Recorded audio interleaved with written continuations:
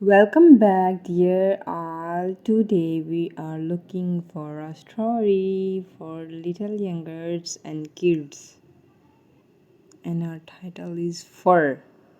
Fur. What is fur? Its Urdu meaning is जानवरों की नरम खालों को फर बोलते हैं. So let's start. Thin Kitty grew fat. Kitty is the name of this cat. Okay.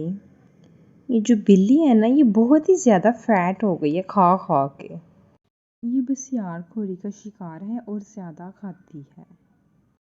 She made a nest in my hat. ओहो, इसने तो मेरी हैट को ही अपना घर बना लिया है. ये इसी में ही रहती है.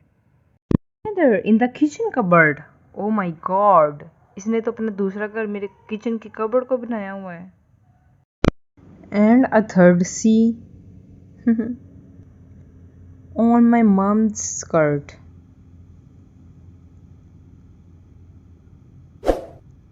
Now she has total 3 houses and nests.